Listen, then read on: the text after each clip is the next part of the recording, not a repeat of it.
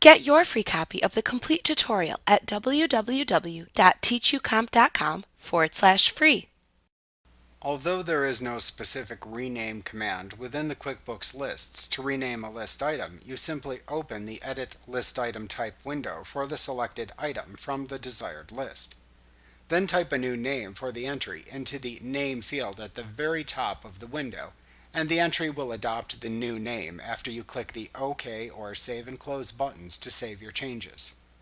When renaming list items, if you name an entry the exact same thing as another existing entry, QuickBooks will ask if you want to merge the two items into one when you click the OK button.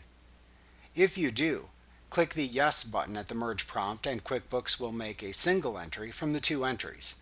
This can be handy if you have two different entries in a list, often created by multiple people performing data entry. That should actually be a single entry. Like what you see? Pick up your free copy of the complete tutorial at www.teachucomp.com/free.